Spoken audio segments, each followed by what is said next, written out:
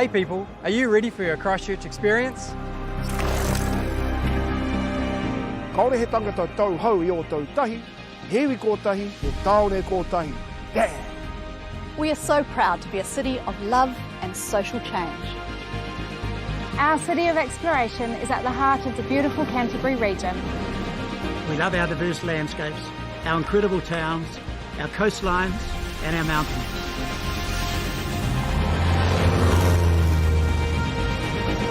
We can't wait to show you all around.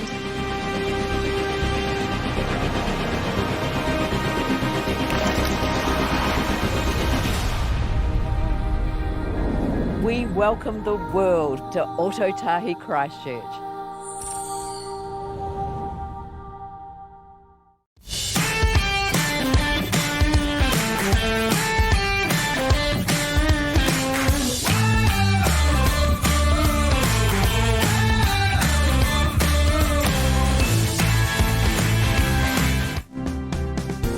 Genian Homes have been proudly building the homes New Zealanders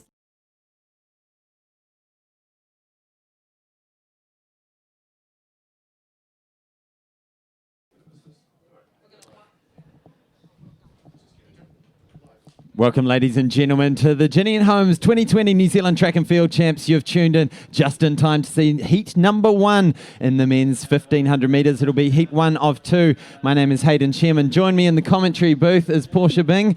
After her win in the 400 hurdles yesterday, you're freed up for the weekend, so welcome along, Portia, into the comments booth.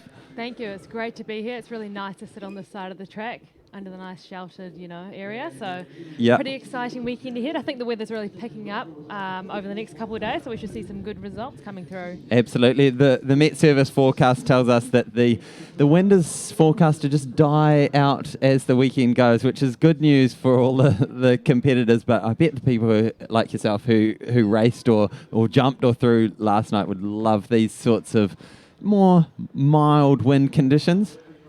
Yeah, definitely. You're always looking for those good conditions, but you got to take what you can get. And I hope to see that the athletes who come out today really use the better conditions today. Although the wind, we are getting a few gusts here and there. And I think the athletes will still not be that happy about that. But at least it's not too cold. It's always a benefit.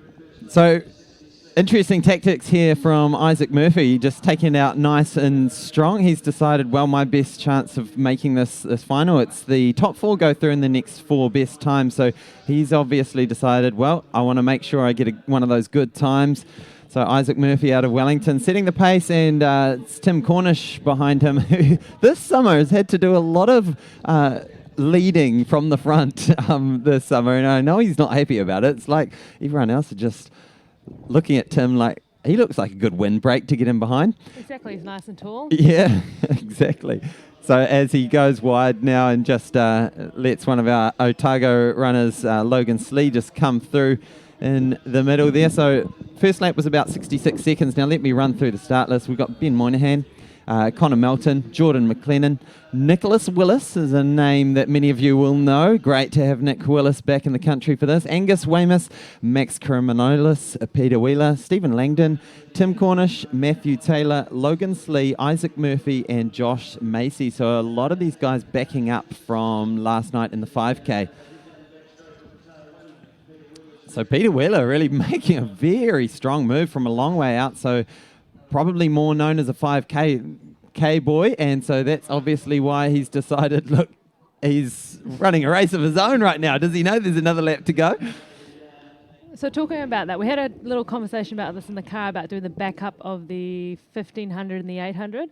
So how common is it to see these guys do a 5K and a 15? I feel like a 5K and a 15 would be from the perspective of a non-distance runner, just because it's further. It seems like that would be a lot harder. Is that something that these guys would be looking at? Yeah, so a lot of the time it's the 5K is the main event, so he goes through there at 3 on the dot. Let's see what the pack is, 3:03. So let's just see how fast this last lap's going to be, because I imagine it's going to be fast. So often 5K will be your main event, and then you throw in the 15 as just as an extra. For fun. Yeah, for fun. Yeah, get up in the morning, and maybe these guys did a little extra jog this morning to flush out the fatigue. So you can see there, Ben Moynihan just closing in nice and fast on Peter Wheeler, and coming around the outside. I'm not sure who that was. That's our Australian runner, Jordan McLennan, in 2:36. So at the moment it's Ben Moynihan, Nick Willis. He is very good at pacing these races. You can see him going wide there. Looking around very Max, comfortable. yeah, Max Karamanolis. Yeah, he just switches into that gear, and look how cruisy that is for Nick. So he will post his place in the final. Ben Moynihan, Max Karamanolis, the Australian runner comes through. Stephen Langdon, I think, picking up the 6th place there. So, and Tim Cornish just finishing up there after doing some of that early lead work. So 4:01.91. So that means that Nick Willis closed in about 58 seconds, and boy, did he make that look nice and comfy. So that's heat 1 of 2. So 4 go through. I think I might have said the top 5 go through just as we finished up, but it is the top 4 and the next 4 fastest times, which means the next heat has the advantage, of course, of seeing how this unfolded. So you can see here how hard Ben Moynihan is working, and then he looks to his right and sees Nick Willis jogging and coming past him. So phenomenal closing speed there from the old man. Am I allowed to call him the old man? The veteran. I believe that's the correct term. The elder statesman. I mean, he's racing against guys half his age now. Max Karamanolis, who just finished alongside him, is 19 years of age compared to Nick's 36. So, yeah, not quite half, but close to it. All right, heat number 2 of 2. The final, of course, will be on the Sunday afternoon. Do you want to run us through that start list there, Portia? Not really. You go for it. Okay, all right. So we've got William Sinclair from Manawatu Wanganui, Cameron Graves from Auckland, back after his 3rd place in the 5K last night. So Kieran Sexton from Wellington, David Lee from Auckland, Cameron Swales from Christchurch, Jacob Pretty from Otago, Colin Kirkpatrick from Southland, Christopher Dryden from Canterbury, Julian Oakley. Keep an eye on this man, Waikato Bay of Plenty. He's been in hot form this summer already. Well, Northern Hemisphere winter. Eric Speakman, he's the other man to watch in this event. Hiro Tanimoto from Wellington, and Angus Bailey from Canterbury. So certainly bibs number 626 of Julian Oakley and 407 of Eric Speakman. They are the class in the field, not putting anything past this man as well. Cam Graves, fresh off his bronze, just tipping Ben Moynihan at the post yesterday for that 5K bronze medal. Fantastic race last night where we saw Hayden Wild just open it up on the specialist runners, having a triathlete come in and dominate that race. Phenomenal performance, and we were saying last night, really, when we're talking about the top runners in the triathlon world, there's Alex Yee, this young British kid who's a phenomenal runner. He's a sort of 13:27 5K runner at his best, but next behind him, chomping it at his heels, is Hayden Wild. All right, back to the javelin, the senior women's javelin, where we have Holly Robinson throwing her, I believe that was her 2nd throw. Yeah, I believe she got a no throw first attempt. So we are probably into the 2nd round in the javelin throw. So definitely there's some big names to look out for in this javelin. In particular, Tori. We've seen her have a really, really great season. She's had an awesome start to the season. 62.04 was a national record she did at the Sydney Track Classic not that long ago, a couple of weeks ago. Amazing. And yeah, I mean, her and Julia Ratcliffe just lighting up the females throws at the moment. Yes, I was going to say not together. One's a hammer, one's a javelin. Yep. But yeah. But so cool seeing those national records go down. Okay, here we go. Heat number 2. Let's see how this unfolds. So these guys have all had that advantage of seeing the times that were run in that previous race, knowing, okay, well, if I run under 4, I've got a very good chance of making this final. And a sub-4 performance will be within the grasp of most of the men in this field. So let's see. Cam Graves takes the front. Wind conditions are not as crazy as they were yesterday, but I did a little jog around Hagley Park this morning, and you could feel it. So is this a pretty slow pace? I feel like you know the distance running, as probably everyone can hear. Yeah. You just know everybody, know what's happening.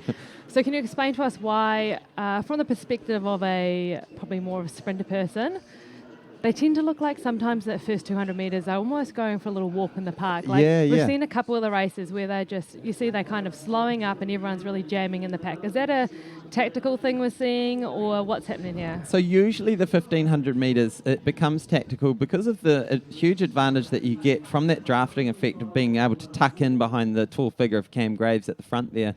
It is such an advantage of saving your energy, and we see Nick Willis is the master of that. You won't see him for the first 1,300 metres of a 1,500 metre race.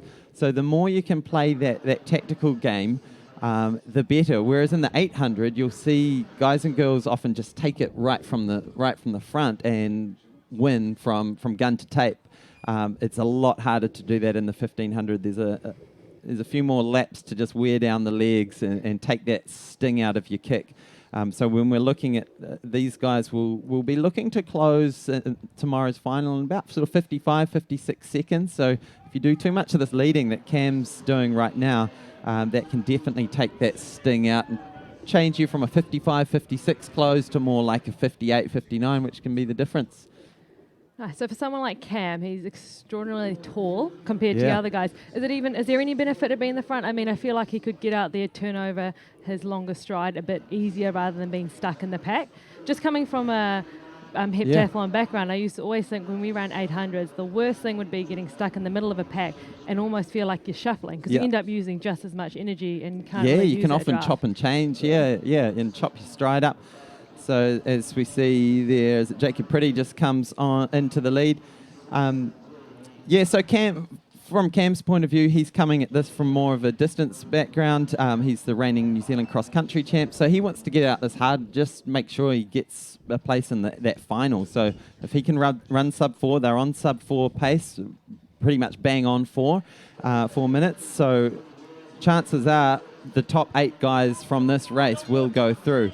So he set himself up for a place on that final tomorrow, and he'll definitely be feeling yesterday's great 5K in his legs. So better to get out a bit stronger and not have to rely on a bit of a lottery for those 4 places that might just be up for grabs.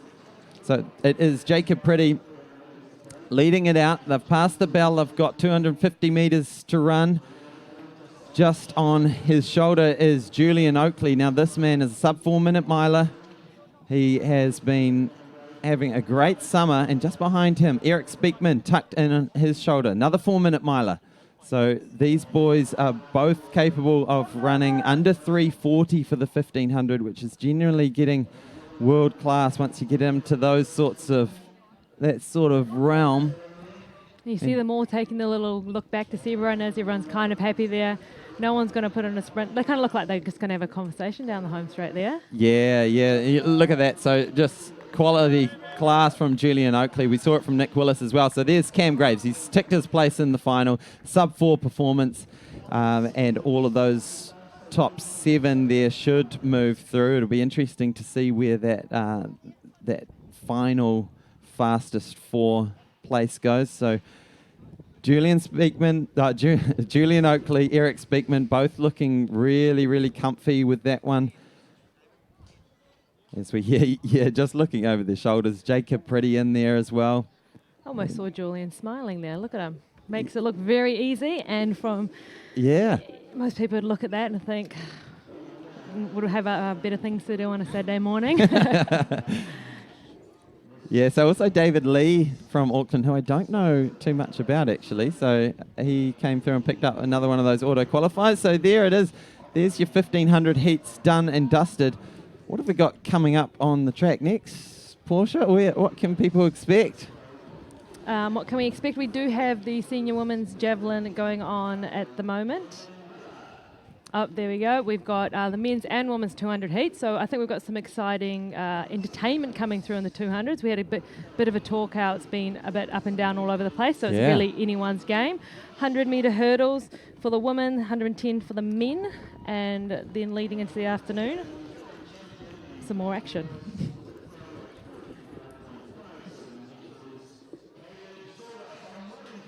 So Caleb Sola picking up one of the throws medals. I need to go back and actually check what we've had this morning. That would be the men's javelin. Here we go. So under 18 men's javelin.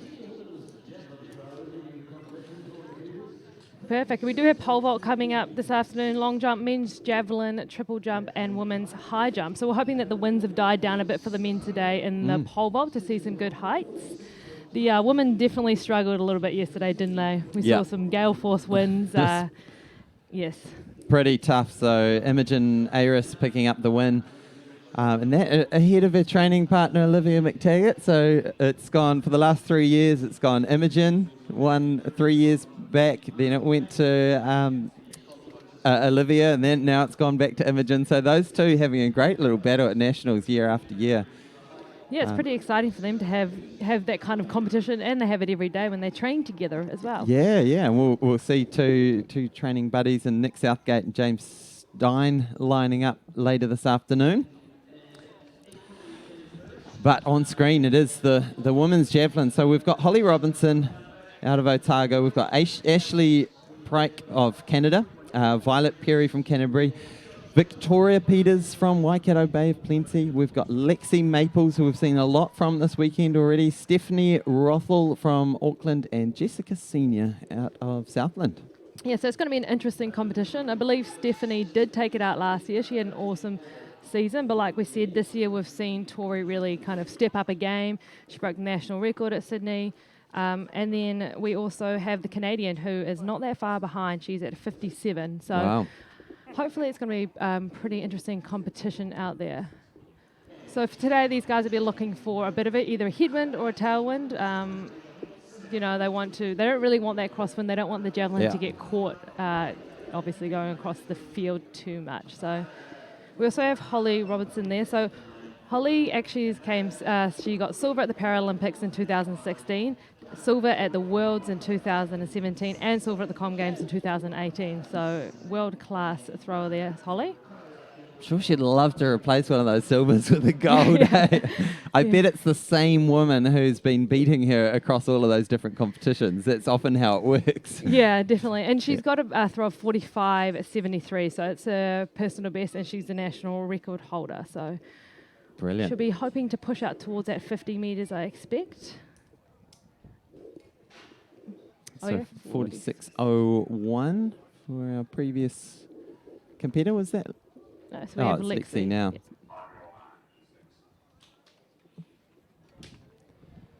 We also have the 200-metre heats lining up now, so we will be cutting back and forth from the javelin to those 200 heats. So next up on the track is the women's under 18 heats. There will be 3 heats in that 200 metres. So I can tell you now we've got Annalise Kalma, Chethana Witharana, Amia Wingfield, Kiana Poi, Abby Fisher, and Kyra Engel. Let's see how it unfolds. It looks like Kiana Poi running really well, but it is Annalise Kalma on the inside, wearing number 621, Waikato Bay of Plenty. We just see Holly Robinson up for, I believe, probably a third throw here. Yeah, it looks like it might be out around that 40-metre mark. Always tricky to tell with the angles, but... And we did see the 200 just before, so we actually see them running reverse on the track to what we're used to. So the athletes... No wonder why they're starting right in front of us. I was like, is the 400 about to start? That's I was exactly all what sorts I of thought. confused. Yeah. So the athletes are pretty lucky here that they have the opportunity to run with the tailwind. So for athletes chasing those Olympic points, it's a benefit because in the sprints they get points based on whether it's head or tailwind. tailwinds are obviously a lot better in terms of time. So not all tracks are marked both ways and have the ability to be run in reverse. So it's a pretty exciting day for these 200-metre athletes. We're hoping to see some good results with just a really nice tailwind on that home straight. So Jessica Senior, 18 years of age, out of Southland with just a moderate tailwind behind her. And Hamish and I had this debate yesterday about whether you'd want a headwind or a tailwind with the Javelin. It sort of makes sense to have a headwind for like the discus, getting that flight, that kind of frisbee effect. Just to put in perspective for listeners at home, this is two distance runners talking about javelin. Yeah. So yeah, exactly. Yeah. So javelin throws definitely you would prefer a headwind. So it's kind of you're trying to create a vortex around the javelin. I'm not an expert javelin thrower myself, but obviously I've done a bit in the heptathlon. So yeah, Portia Bing on the mic today. So it's great to have a multi-eventer in the comments booth, being able to bring a lot more experience to the table. Yeah, one of the things that we do see that none of the javelins are actually sticking in the ground as well, so it just needs to hit tip first. And we are into heat 2 of 3 in the women's under 20. Is it under 20? Yeah, under 18. Sorry, under 18. So Niamh Townsend will run in lane 2, Gracie Pratton in lane 3, Gina Maples in lane 4, Jade Kruger in lane 5, Muriel Venita in lane 6, Lily Cockram lane 7, Ashley Farrell, and getting up nice and quick, making up that stagger already is Gina Maples. Yeah. And is that Muriel Venita from Auckland, looking nice and strong, but oh, it is, yeah. So Muriel Venita from Auckland looking very strong, just pulling away with that nice tailwind. Good, solid run from her. We saw Gina almost like ease up a little bit there at the end. Hopefully she did enough just to get through to the next round. Yeah, Muriel Venita, she's only 14 years of age. She's yeah, so run a 25:19. Yeah, so PB a couple of weeks ago in the Auckland Championship. So 14 years of age, running 25 seconds low. Definitely I one. couldn't do that at 24. Could you do that now? Definitely not. I broke 30 seconds for the first time in many years the other day. I did a fist pump.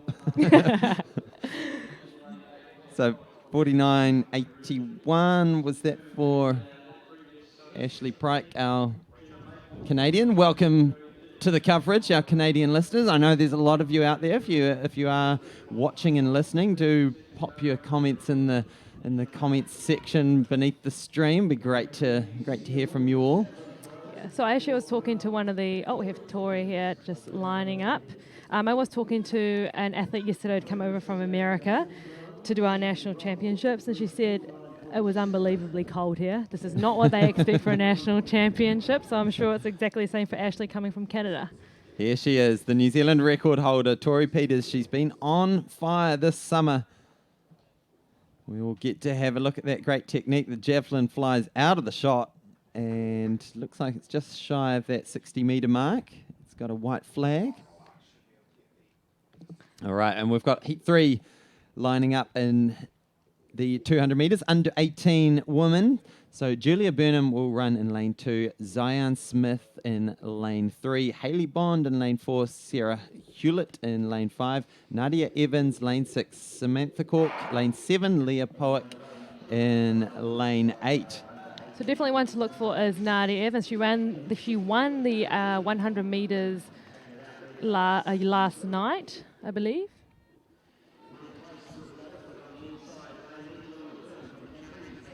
Yeah, so Nadia Evans wearing number 135, another Auckland vest out in front with all the other girls just lining up for that second auto place. And it looks like it was Julia Burnham from Canterbury getting that second auto slot through to tomorrow's final.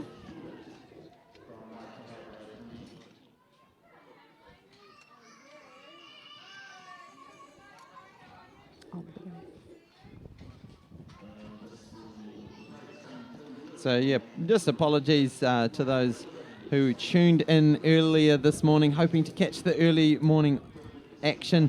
Unfortunately, we do have to make decisions around the coverage that we can cover. There's always budgets to think of, and time of cameramen and women out on their feet. So yeah, apologies that we didn't capture that earlier this morning. It was a late night last night for everyone, so we're back into it now. We have Holly coming up in the Javelin here, which looks possibly just shy of the 40-metre mark. So she's not looking super ecstatic about that. It looks like it is quite difficult conditions for the javelin throwers. I see a lot of them rugged up. So, I mean, we see her right here now putting on a jacket. So, I mean, it's nice and comfortable for us. Do you think they're also saying it is before lunchtime? We're not supposed to throw javelin to at least late afternoon. So I found out this really interesting thing about throwers is that a thrower, it's really hard for throwers to throw at 9 o'clock in the morning. Yeah. So a lot of the shot putters they'll have to start practicing weeks and weeks prior to a big championships if they have to throw in the morning, because it takes them that long to get your muscles warmed up. And I was like, it makes sense, right? You go to the gym, and you're not going to the gym at 9 o'clock in the morning expecting massive PBs. Dropping PBs. Yeah, exactly. and the same thing with these throwers. So not something, obviously as a distance runner as well, not really something you really think about, because that's what you do in the morning. Yeah, Go for your run. exactly. And as the day progresses, the blood flow gets to all the parts that need it, and you're just a lot more on form. So it's a lot harder to warm up. And from your point of view, Portia, how long will these girls need to warm up? What would their warm-up routine look like? I think in a day like this today, a lot of these girls would have had to get out there and just throw the javelin around a bit, just try to get a feel for the wind, and just trying to get a good feel for where they will be taking off, how much speed they'll need in their run-ups and things like that. Sometimes it can be a bit tricky with the winds with the javelin, because the tip of the javelin needs to hit the ground first. If the wind's too much of a headwind, or you get the wrong angle in your release, it can fall flat. So sometimes it can take small adjustments. And do you know how they take the mark if it falls flat? Because obviously if the front head end of the javelin goes in, you've got a nice clear mark to measure from. Yeah, it's always from the very front where it hits. So that's why you can see. You see there's two. We've got two officials there. One guy running with the stick to put it in, and the other one just watching too. You can see Stephanie in there just having a little bit of a practice with her her blocking leg. So front leg, we just see her practicing, trying to kind of nail that technique down, I guess.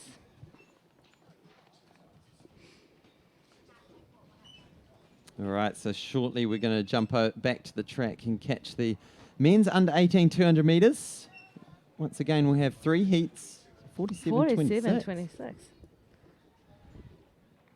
And that was Stephanie. She can't be unhappy with that. It's a decent throw in these kind of conditions. So our Canadian Ashley, here she goes, throwing herself at the line, but no throw. So that was a no throw just because she went past the white line at the front.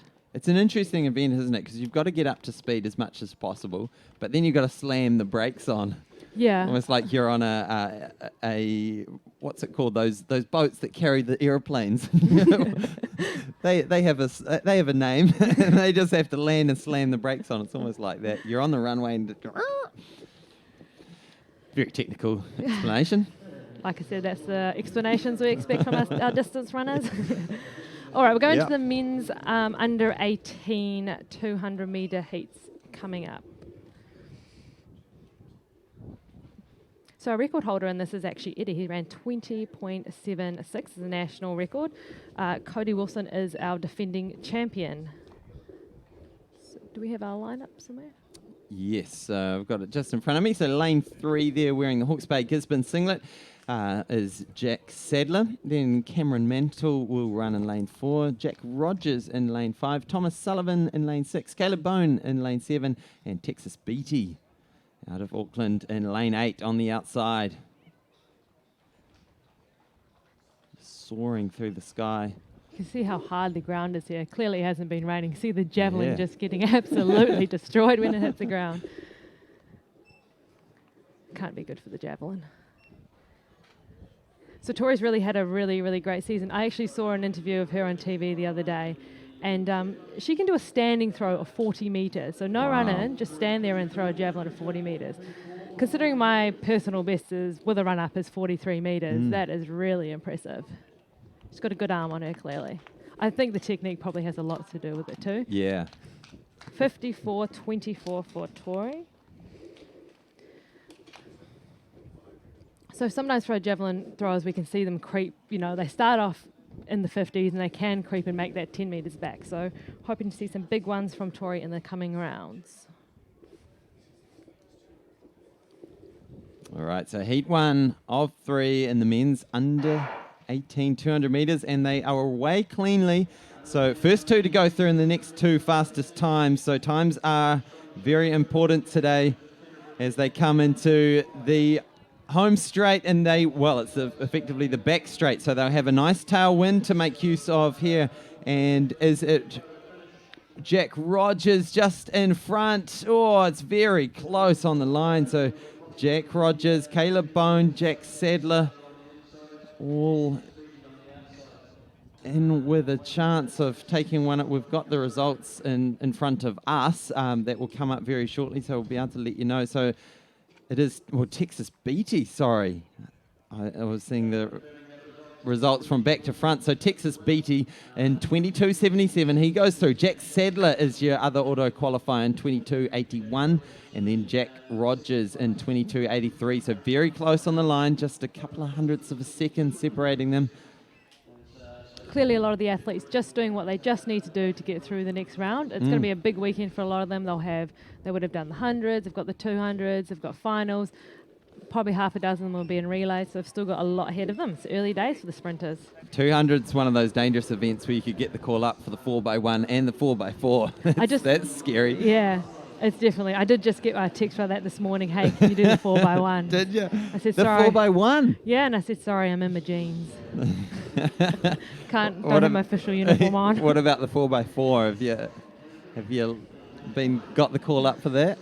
I did the double in Wellington, the four hurdles and the 4 flat within the hour. And it's not that I can't do it. It's more about the pain the following days to recover from it. So I've decided to sit back in the commentary box. Nice. Where it's nice and warm and sit on a chair for the rest of the weekend. Good stuff. Well, it's good to have you in the booth, and definitely good to have a lot more experience across multiple events. Bring the expert comments. So 40. Oh, that's exactly. a lovely number to finish off. 40. Lovely number. So I've got a bit of a story in the javelin. I think I was telling you. So okay. I met a French, I used to train in France, and I met a javelin thrower, and everyone said to me, do you know who this guy is? He's very, very famous. And I said, I have no idea. So we're sitting in this food hall, and he whips his shirt off. And I'm thinking, where's this going? Right. And he shows me, and he's As you do. Yeah, and he shows me his back, and he has this big scar. Yeah. And he was a javelin thrower in 2007. He was a long jumper, sorry. And in 2007, at one of the Diamond Leagues, a javelin thrower slipped and an 80-metre throw veered off to the right, and it got the long jumper in the back. Wow. And this guy was a long jumper, and he still had the scars to show it. And the javelin pierced him through his liver. Yeah, definitely worth a... Wow. If you have a Google, you can see it. That is brutal. So were they doing the long jump on the infield? Yes, the long jump was in the infield, so it was happening at the same time. I believe after that, I suspect a lot of things changed. But yeah, wouldn't be the nicest thing when you're lining up, getting ready for a long jump. You're in that zone, like I heard you saying yesterday. Brianna was just Stevenson in her zone. Imagine being like that, javelin straight in the back. Horrific. Insane. Yeah, and I've got to say, I'm surprised there's not more collisions, like maybe not with a javelin, but a high jumper coming in to do their jump, crossing the track as a distance runner's coming by. And definitely. There's a lot happening at an athletics meet. And if for those who are watching, if you've never been to one, make sure you get along, because there's all these events happening all at the same time. There's always something to watch. So it's full of excitement. So here we go. Heat number 2. In lane 3 for the under-18s men 200s, we've got Hadley Edmonds. Lane number 4 is Quinn Andis. Lane number 5, Zachary Saunders. Lane 6, Will Chun. Lane 7, Joseph Nash. Lane 8, Matthew Roger. So all eyes will really be on Zachary. In lane 5, he's our top-ranked under 18 at the moment with 22.40 PB. He actually did that a couple of weeks ago at the Auckland Champs, so clearly he's in good form. And I suspect he'll be looking to hopefully take out the national title this year. So there he is, as we've seen a lot this morning, the blue of Auckland leading the way as they come into that the back straight final 50 metres. And look at that lead. So comfortable there. Yeah, looking Just really... slowing down, nice and easy. So Will Chan will pick up the second auto qualifier from what I could see. So one of my favourite things I'm seeing about, when we're comparing our sprinters to our distance runners, so you see our sprinters just really ease off towards the finish line. And we just saw our 1,500 metre runners before where it's a complete opposite. It's a sprint in the last 150. Yeah. And compared to our sprinters, we see them, they've got 50 metres, they know where they are, and they just cruise in. Got it in the bag. Yeah, they save the energy where they can. Yep, it's a big weekend ahead. Okay, final throw for our Canadian visitor. We've had just this wonderful crew of Canadian throwers here this summer. We saw last night Valerie getting pipped at the post again by another Canadian. But this woman, Ashley Pryke, throwing it out around that 40 metre mark, just over, and she fouls that one out. She's not happy. All of these women this morning have just struggled with the conditions, maybe the morningness of the event. But here we go, the Queen of New Zealand Javelin. So we can see there Tori has quite a long run up there, so she's getting that really great combination of speed into her run up now, which kind of worries me about how much impact it is on her body. When we see her just launch the javelin, just watch how she just jams her front leg down and just comes to a complete stop just before launching the javelin. Really nice crossover steps there. Oh, that's nice. good. That looks good. We hear the crowd giving a bit of a clap. And she waves to the crowd. She's got a smile on her face. She's happy about that. And that could be up around that 60 metre mark. So PB is 62.04. She's got a bit of a smile, so she knows that was a good one. Generally, when you're an athlete, you know where it's sitting, so... So we're just hearing over the speakers 61 point something. 61.79. So that's a great throw by Tori. Great to end... 57. Oh, 57. Well, 57.79. It's great to end just on a positive note in what has been a challenging morning for all the ladies. Just consistently, we haven't seen the distances that we might have expected from all of them. Like most of these women here, this will be their peak event, and so you'd expect a few PBs to go out unless the conditions are challenging. But we have the final heat in the men's under 18, 200 metres in lane 3. Ben Smith, lane 4, John Wells, lane 5, Asher Pentagill Brand, lane 6, Jed Syme, lane 7, Max Brebner, lane 8, Jack Stalker. So we have John Wells with a PB of 22.52. He's actually second ranked in the ranking list at the moment, so he'll be one to look at in lane 4. Yeah, he's already made up that stagger, has John Wells in the red of Canterbury, and also looking good is Max Brebner. It looks like he's going to take it actually from Waikato Bay of Plenty. Solid run there from Max, and also John both doing enough to book their place in the final.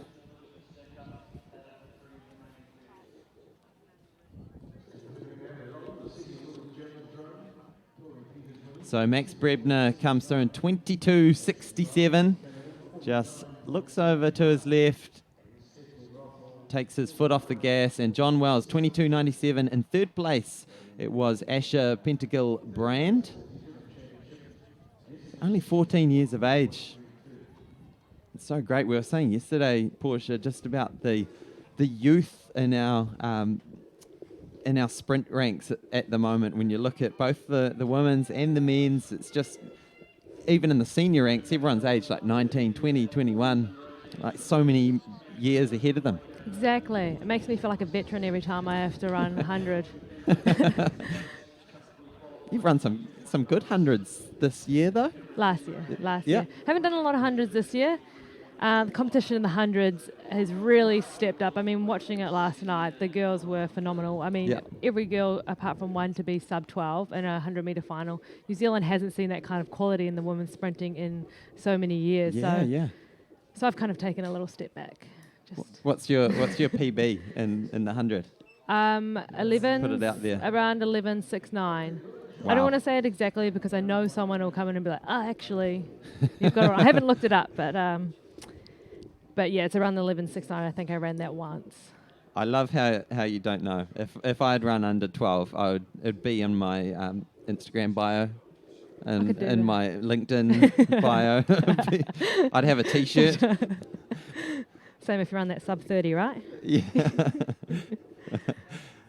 definitely. Okay. Well, I can tell you, Portia, I've just looked up my little database here. 11.69 is your PB from last year. Well done. Yeah, I'm pretty happy with that. I think I'll stick with that. All right, so we've got a women's para shot put competition going on. And let's run through that start list. So Jess Gillen out of Otago, Amy Dunn from Waikato Bay of Plenty. I always get stumped with these sorts of names. Sinan Murphy from Auckland. Lisa Adams, she is your reigning world champ. Charlotte Buchanan out of Auckland. And we just missed the last couple of those as we jump to one of the throws. Yeah, so Lisa Adams is reasonably new on the scene, but just straight up there. I think it was last national champs she really burst onto the scene, winning this event, and then obviously went off to Dubai and just crushed it, world record, and obviously got some good genes in her. Yeah, but I mean, technically, she's still got to do it herself. Exactly, technically to get out there, pick up a technique of an event, and having changed events so many times. I've done 400s, I've done multis, now I'm in 4 hurdles. Yeah. To be able to pick up something technically and learn it that quickly is like absolutely amazing. It's a very talented athlete, and obviously got a really good eye for just understanding the technique and probably maths behind the shot put there.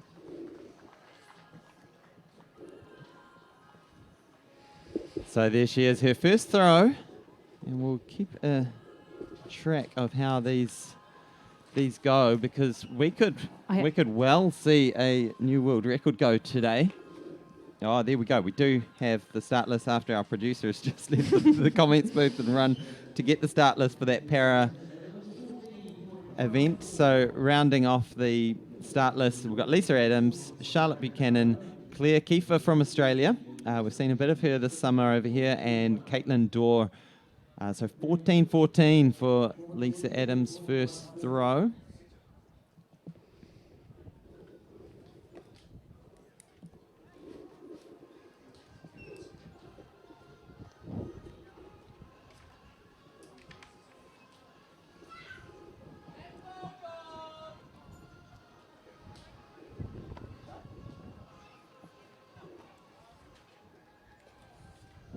So if you've just joined us, welcome to the coverage of the Ginny and Holmes 2020 New Zealand Track and Field Champs in beautiful sunshine. It's warming up. The wind is slowly dying off. You can see how it's affecting those trees over there, but it's much less than it was yesterday, and tomorrow's supposed to be even better and even warmer. So we are slowly returning back to summer.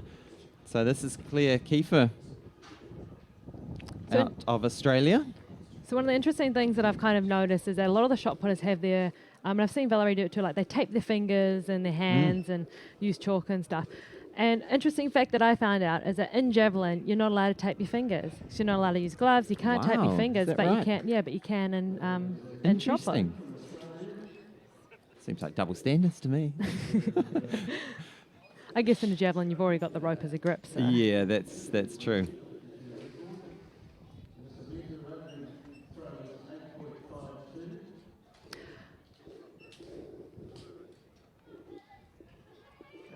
So I guess condition-wise for these shot putters, it's probably pretty good out there today. It's there's a bit of a wind, but it's quite warm, and it's currently 11:43, so it's not too early in the morning. Like I've said in the past, when I've just found out from the shot putters, one thing they don't want is they just don't want it to be early morning. Yeah. Don't like the morning shot putters. So Jess Gillen here, one of our F34 athletes.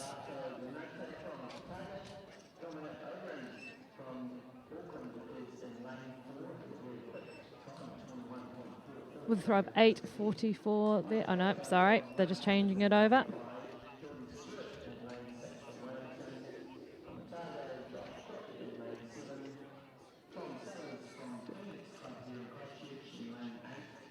So we have Amy Dunn there taking the circle. And she taps the foot, fouls it. So obviously wasn't happy with that. We're never really 100% sure what's going through the athlete's mind at the time, but it looks like she wasn't really happy with her release there. So she already knew herself it wasn't going to be anywhere near what she wanted, so she just fouled it rather than trying to take a distance she wouldn't be happy with. And I guess that's the thing with a lot of these athletes. A lot of the time you know it's not going to be what you want, and you'd rather take a foul than a shorter distance.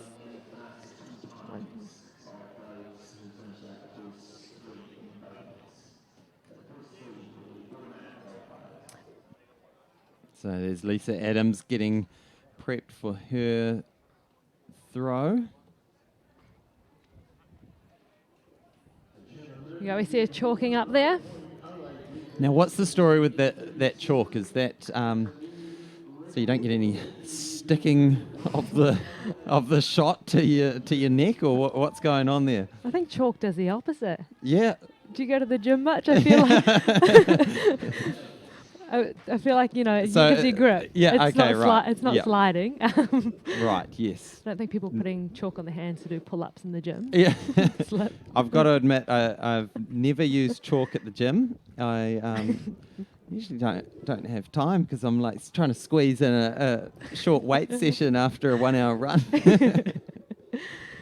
All right, we look like another throw out there towards a 14-metre mark for Lisa Adams there. So a lot of the reason they do actually use the chalk is because it's a grip thing. So all the shot puts, one thing I learned is that all the shot puts are different sizes, so you can have them in different diameters. And I talked about this with Jacko at the World Champs last year, and we talked about the difference between the some of the guys like really the diameter to be bigger, some of them like it smaller, some like smooth surfaces. So they can actually choose what, as long as it's the required weight, they can choose what they prefer.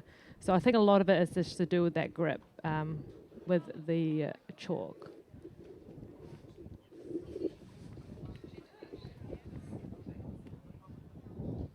So they're having a chat to her coach. So that was 1481.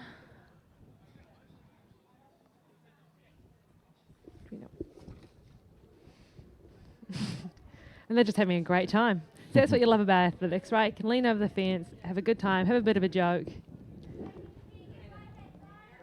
And now back into serious mode.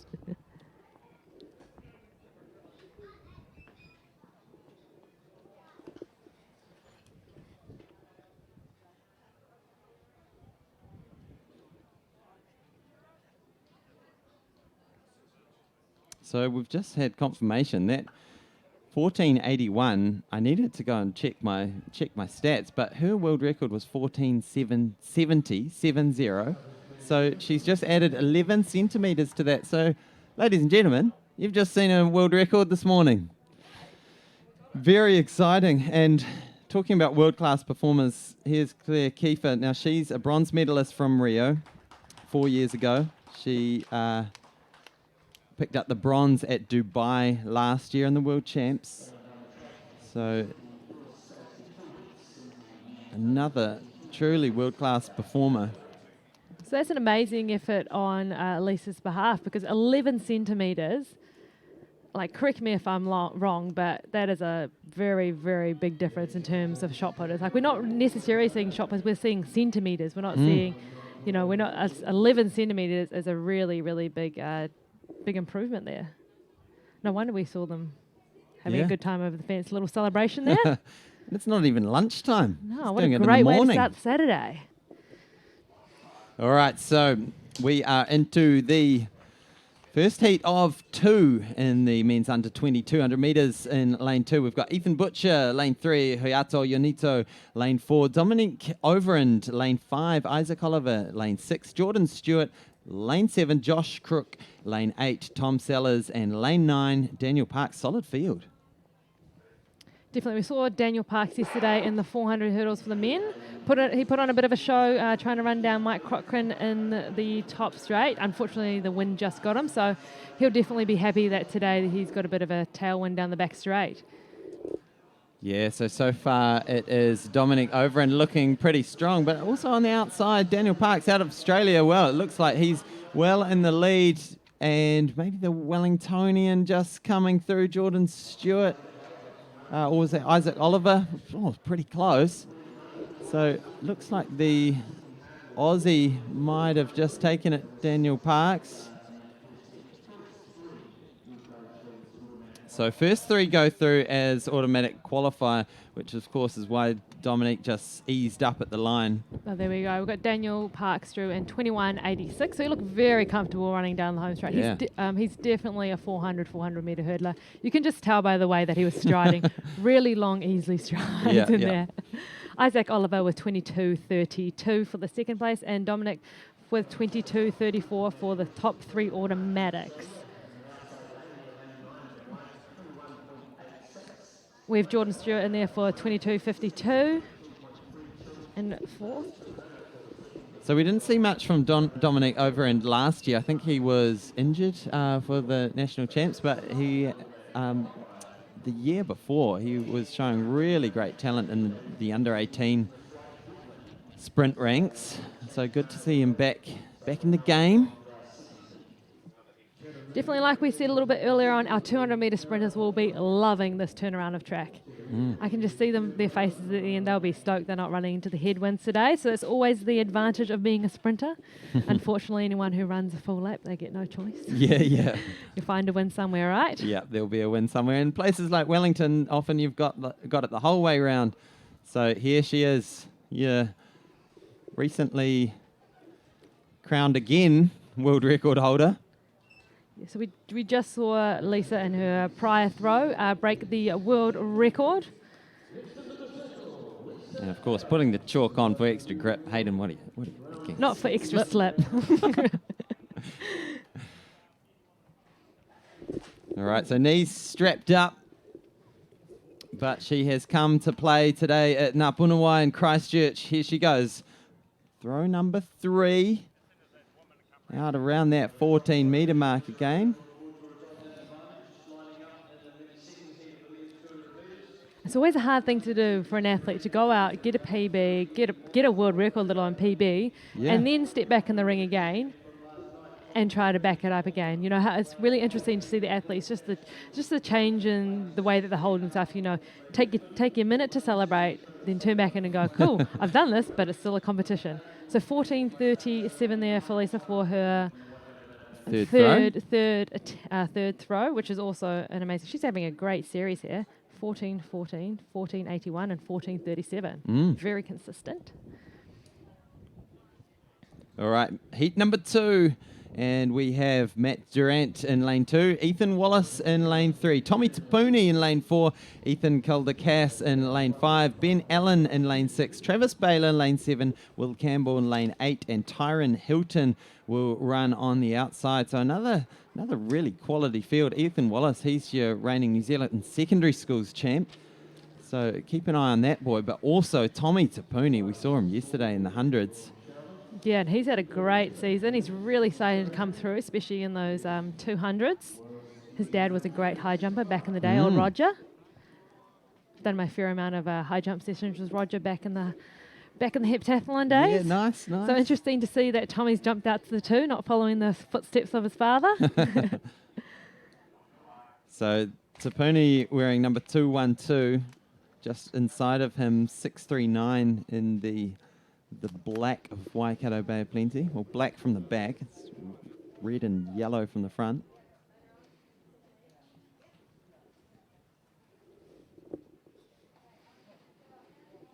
And you can see those flags not doing too much fluttering around, so conditions getting better and better. The temperatures are warming up. And they are away cleanly, so here we go, getting a good start out of the blocks was Tapuni, and he's already made up a lot of that stagger. Oh, look at him go. He's just starting to open up. You can see him just turning it on, can't you? Yeah, good strong arm drive. Look at him making the most of that tailwind. Let's see who picks up those 3 auto qualifiers, all pushing hard to the line. So it looked like Tommy Tapuni definitely took the win. Tyron Hilton maybe on the outside was the second place getter. It was close between him and Ethan Wallace, but that's definitely your top 3. Yeah, you can see Tyron Hilton just having a look over his left shoulder. Always hard on the outside of the track, knowing where everyone else is, making sure no one's going to come through and nab that last auto qualifying spot. But confirmation, we've got 21.55 for Tommy Tapuni, Tyron Hilton 21.85, and then Ethan Wallace 21.89. Ethan Calder-Cass was the next best in 22.42. And Ben Allen in 6th, Ben Allen in 5th, Travis Baylor 6th, and Will Campbell in 7th, and Matt Durant 8th.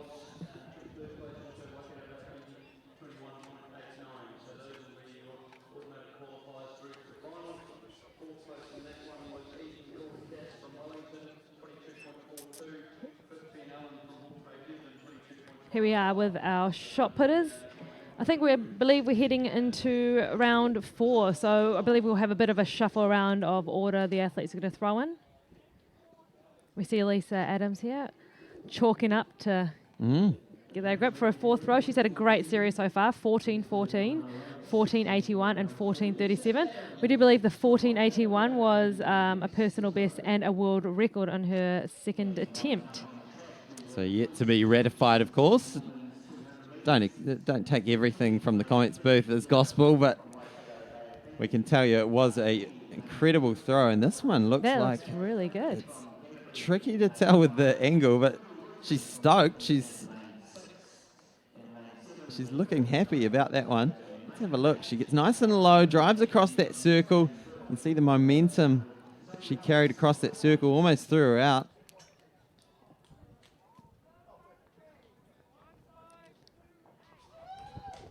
We hear a bit of a cheering. Does that sound like it's an extension?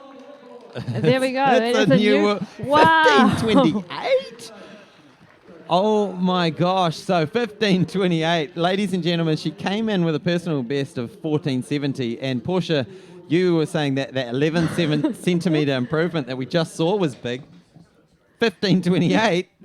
Yeah, that is a huge improvement. Look at her. She's just absolutely stoked. To break your personal best and world record once in an event is a big deal, but to do it twice is just an amazing effort. And you can see them both standing there talking about how she can improve that. That wasn't even perfect technique, obviously, for her yet. So that's the exciting thing for these kind of athletes. It's like you go out there, oh, cool, I've broken my world record, but by the way, I can improve A, B, C, D. So I can do that better. I can go further. Now, here's a man that we need to remember the name of as we go over to the under-20s discus. So Connor Bell, he has been going gangbusters this summer, just improving his senior best. Now, am I right in saying the under-20s are throwing the senior implement? That be correct? Sorry to throw you under the bus with that question, Portia. Yeah, I haven't ever thrown discus myself personally, but I do know that Connor has, he's really stepped up his game. He's actually probably not too really far from an Olympic qualifier type thing. You know, it might be a little bit of an outside chance for him, but the fact that he's so young and he's really pushing towards, you know, he's projecting that way is amazing. So 63.25 is his PB. So I'll do some Googling, see if we can find what the auto qualifier is. But like you say, he's getting closer and closer. Yeah, and he's actually improving every year. Every season we're seeing him just going out there and he's just slowly improving. And he's just doing all the things that he needs to do. And we have to remember he had to step up in weights, and to step out from being a junior into a senior is one of the hardest things to do. And we're really seeing him do that. All right, so back to the track. We've got the senior women's heats in the 200s. There's going to be 2 heats, and this woman took out another national title. I think that's number 4 in the 100s last night. She just looked the consummate professional, just winning it from start to finish. Incredible. as I see another recently crowned national champion just outside our booth, Hayden Wild, rocked in his bicycle. Classic story. He won that 5K last night after doing a 2-hour bike ride in the morning. Oh. Just casually threw that in there. Anyway, back to the 200s. So Kiana Horn will run in lane 3. Natasha Eady in lane 4. Michaela Steinig from Canterbury in lane 5. Livy Wilson lane 6. Laura McCulloch in lane 7. Zoe Hobbs in lane 8. All these ladies will have her to chase as they try to make up some of that stagger on the bend. Yeah, definitely. So lane 8's a bit far out for Zoe. I know that she probably personally wouldn't like to be there. She'd prefer to be a little bit on the inside. We always have this ongoing joke with Zoe because every time she's been inside me, she's run a PB because she gets to chase me for the first 50 metres. But the demoralising thing for me is that within 20 metres she's passed me and she's inside me. So we do know that Zoe does prefer the inside lanes today, but this is just a heat, so we'll probably see her. I reckon we'll see her just cruise through. She'll probably practice the acceleration, get a feel for the wind, and get a feel for running on the track this way. It is the same, but it isn't, because when you're a sprinter, it's kind of that feeling that, you know, you're used to the track running down in front of the grandstand. So I think we'll see most of these girls today as well, just kind of go out, try to get a feel for that, and get those top 3 automatics. From most of these girls, I think we saw Zoe Hobbs, Livy Wilson, and Nat Eady all in the 100-metre final last night as well.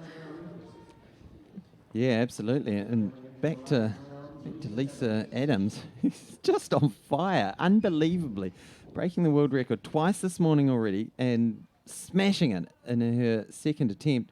Here she goes again. Oh, that looks even further. It looks even further. She just makes it look so casual, doesn't she? And like I said, there's just so many things clearly, like you can see by the body language between her and Val, that they've got so many things to talk about, work on, and we can see them kind of like mimicking the things that they can improve. So this is like an absolutely amazing performance.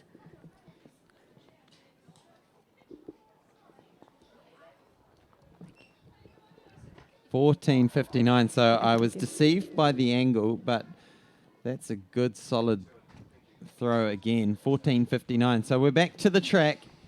This is heat 1 of 2. So the top 3 will go through the next 2 fastest times. We have in lane 3, Horn, Eady, Steinig, Wilson, McCulloch, and Hobbs. So nice clean start. After a bit of a shaky start in the 100-metre finals last night, it's good to see these girls getting back into it, getting a really good start in. Yeah, Kiana and Livy looking nice and strong to start with, and Natasha Eady also running a good bend, but Zoe Hobbs is out clean at the moment, making the use of that good tailwind. Natasha Eady running well as well. We'll pick up that second spot. Livy Wilson will get the other auto qualifier, and then we'll stay tuned to see if I think it's Kiana Horn. So for most of these girls, running this 2 after running the 100 final last night is actually a bit of a big deal. Most of these girls are actually kind of 100-metre sprinters. 23.94 for Zoe Hobbs. So that's actually a very good time for Zoe, especially in a heat. 24.36 for Nat Eady. And 25 flat for Livy Wilson for our top 3. So 23.93 it's a solid run for Zoe this morning. She does have a PB around the very low 23s, but I don't think we've seen her run that this year so far. So she'll be definitely hoping to. I reckon she's looking to duck below that kind of 23.5 mark again. So 23.72 is her best this year. Yeah. And then 23.19 is her. Yeah. Phenomenal. So I've seen her run a 20. I was there when she ran a 23.19, and when she's on fire running her 2s, it is a great watch. Wow. So let's hope she can turn it on this afternoon for their final. Back to is this the senior men's discus I believe we're at? It's the under 20. So I'm guessing Connor's going to double with the seniors and the under 20s. I think he did that last year from memory. He's the reigning under 20 champ. He's an amazing athlete, holds many records. And I'm pretty sure just every week, you read the results, and every week, Connor, he's got a PB, got taken out this and that. So he's really progressing really well. Definitely one to be watching. We are into heat 2 of the senior women's 200 metres.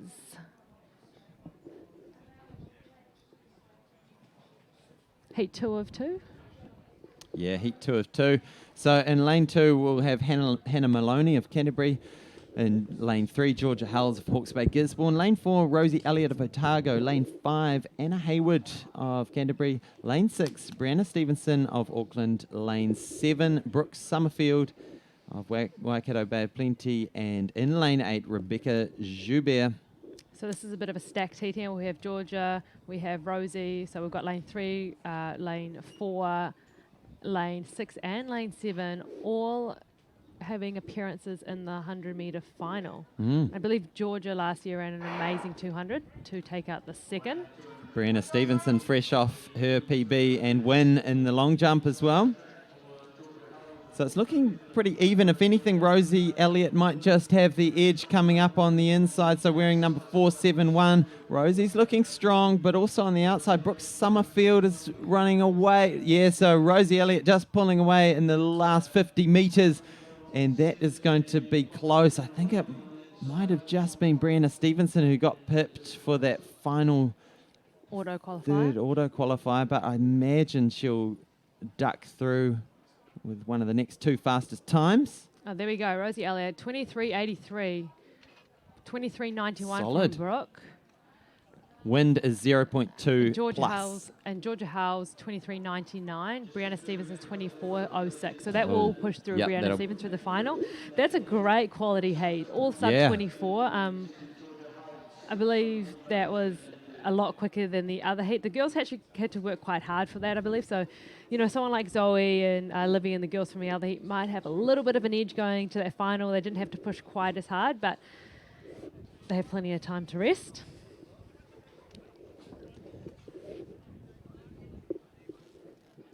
All right, back to the discus circle. These big boys heaving that discus. So Liam Chalkwolf, just 16 years of age. And we go back to Connor Bell,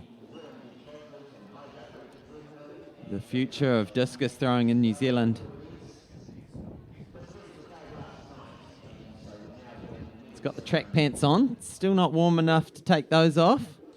I feel like track pants are a thrower thing because I always see Tom wearing them too. Tom Walsh has always got track pants on, so I feel like it might be a thing in throwing. The same thing that split shorts are a thing in distance running. Split shorts, of course, are just for the photos. Purely aesthetic. Split shorts and mullets. Yeah. I've seen a few of those in the distance runners. Yeah. The odd moustache as well. Is that the look that you go for when you're running? Yeah, I usually go for the tights like we're seeing on screen. Mostly because it avoids the chafing of the old thighs. This looks like it is the senior boys high jump. I believe that's Hamish there. Yep. So that was from yesterday, so I'm not sure why that was I think they all delayed. got cold. I think they got cold and went home. I walked past Hamish yesterday. He looked a little bit miserable. It was cold. It was windy. It wasn't every high jumper's dream. The high jumpers don't carry the most insulation on them at the best of times, so no. they were definitely looking chilly. Puffer jackets and blankets. When you got that combo going on, you know it's cold. Exactly. When you're getting up over the 2 metre marks, I feel like the wind really does affect you when you're kind of hanging in the air over 2 metres. Yeah. Big gusts of wind.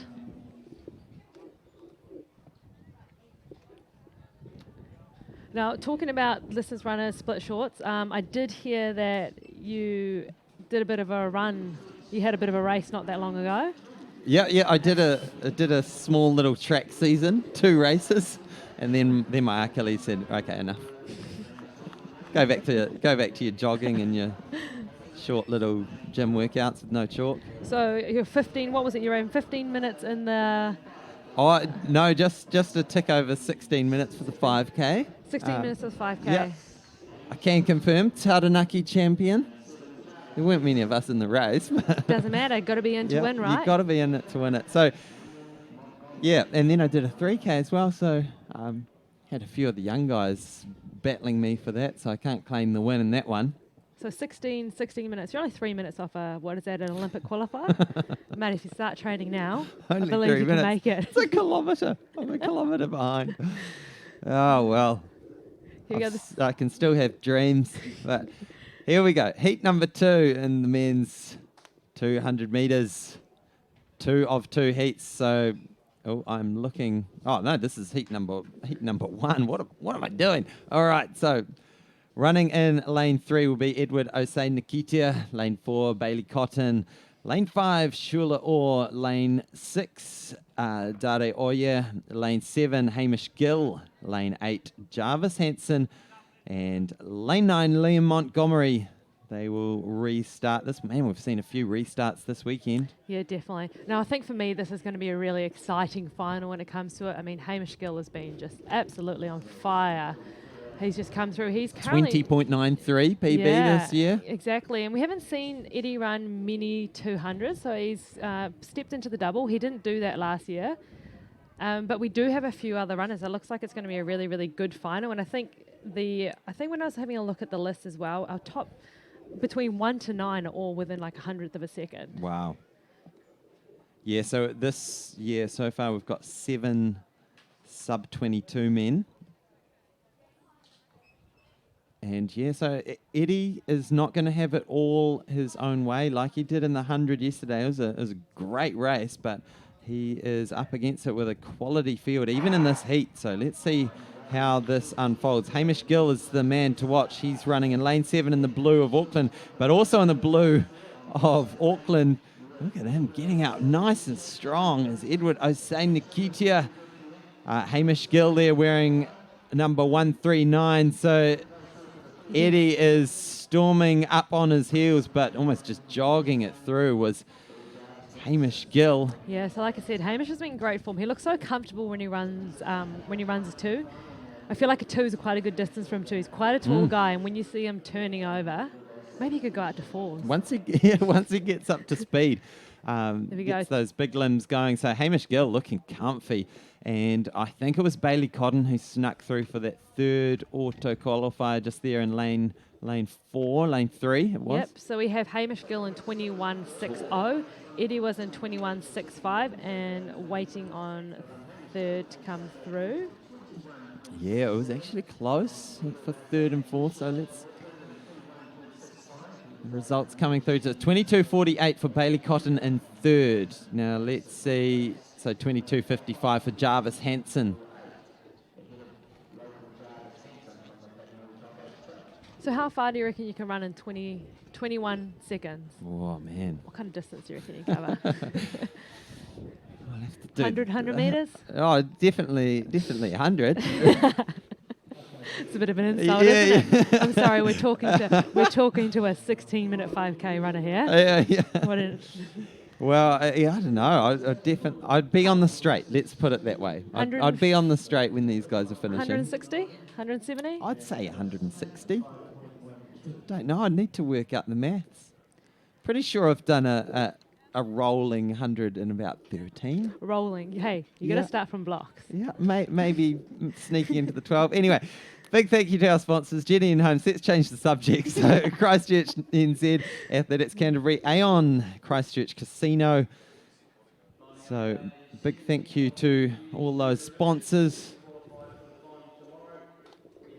Takes a lot of people, a lot of companies to get behind these events and make it happen. So thank you to everyone who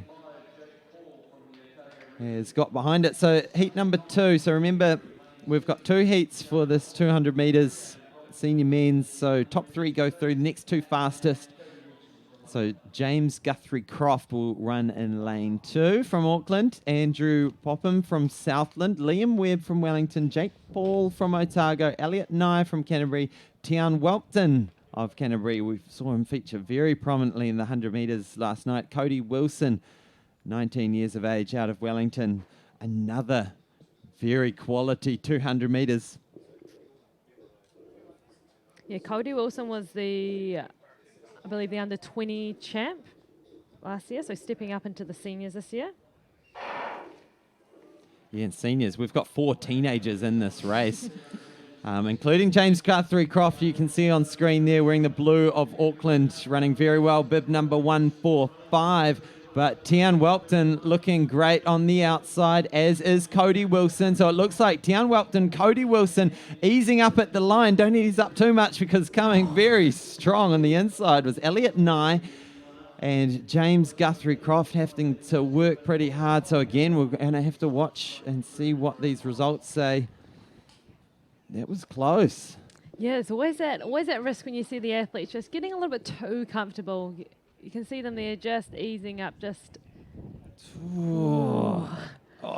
That would be guttering. Cody Wilson he backed off the pace probably about 20 metres out and coming very strong behind him. So there's Lisa Adams. I'd say your new world record holder, but she already was the world record holder, but she's added another, 58 centimetres today to that world record. Just had a fantastic day at the office. Yeah, definitely, and she just went for a really amazing series of 6 throws. So 65.41 was that Connor Bell that we just saw throw there? Yeah. Yes. 65.41. So is that a big new personal best? I'm just going to dig out his... I think it was. So he's thrown a 63.25 coming into that. So 65.41. I'm not sure if he's ecstatic or not. He doesn't give much away. So he's only 59 centimetres away from the auto qualifier. So if 65.41 is right, it is. That's huge. That is absolutely massive. It's a new New Zealand record. So we need to get confirmation if he's actually using the senior implement, because this has got me guessing now. It's so the senior record is held by Ian Winchester from back in 2002. It's 65.03. Someone on the comments right now, a discus aficionado, is screaming at us saying that, of course, they're using the senior implement. Or of course they're not. Yeah, of it's course. Going to be one. It's going to be one or the other. I feel like something has happened because we're seeing a bit of a break. So I'm actually going to. Can you find someone to confirm? Do you want to do a little run of that? Thanks, Portia. Just a phenomenal throw. Either way, Connor Bell, man, he has just had a fantastic summer. Started back in December when he blasted out to a title in the New Zealand Secondary Schools Champs, but he's taken that form in the junior ranks and he has just been the man to beat in the senior ranks as well, competing against guys 10, 12 years older than him. Came into this competition with a best of 63.25 and he's sort of hanging out near the marshals. He's a happy man, rubbing his hands together. He's got his jacket on. It's not really jacket weather, but when you're throwing, you want to keep nice and warm, obviously.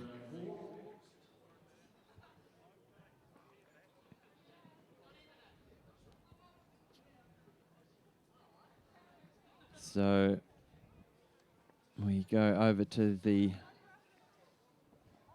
long jump pit.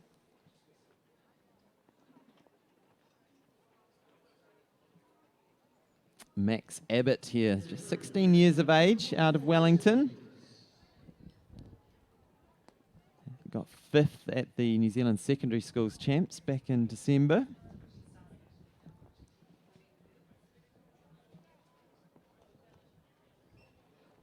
So if you've just joined the coverage, thank you for joining us. You are tuned into the Ginian Homes 2020 New Zealand Track and Field Champs here at Ngāpunawai, this great new facility replacing the old QE2 park. It's been a long time coming. Christchurch had to put up with using grass tracks, temporary shot put circles, and now we have this fantastic facility.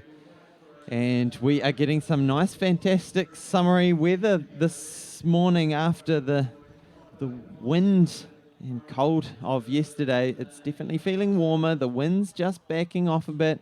And athletes who are out on the warm-up track out to the left of screen will be Pretty chuffed about this weather coming right for the weekend.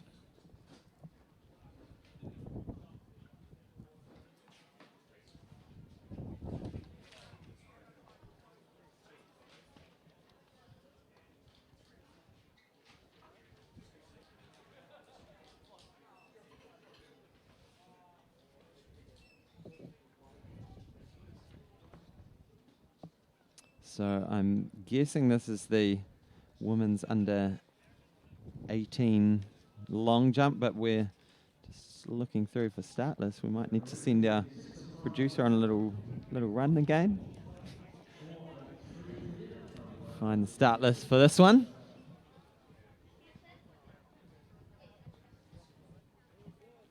So for those wondering about who got fourth in that the heat 2 of the senior men's 200 metres, is James Guthrie Croft came through with a 21.73.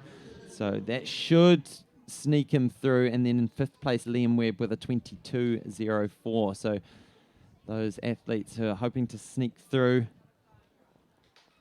into the final with the next 2 fastest times.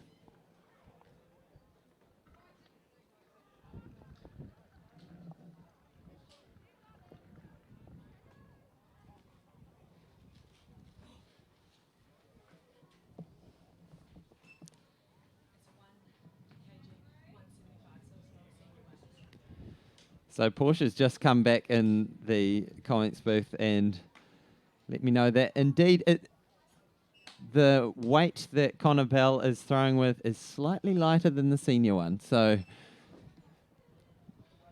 I take it back. It's not a new New Zealand record, but let's find out if it is a age group record. So I believe that it is there we go. I believe it is they're looking at it being an age group record. Yep. But I just had a quick talk to Connor's dad.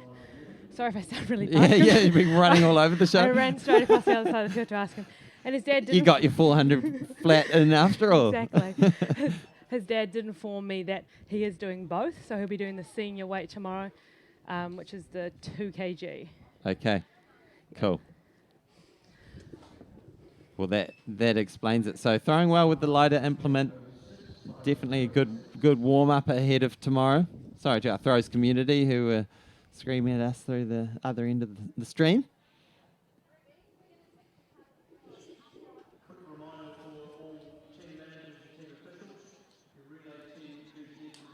So Zion, Trigger, Faitali. And just a little bit too much spin on that one.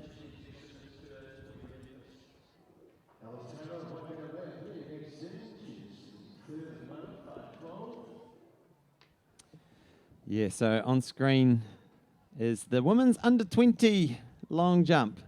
So there we go, there's your start list. So notably we have Kayla Goodwin again. We saw her break her under 20 national record yesterday in the triple jump.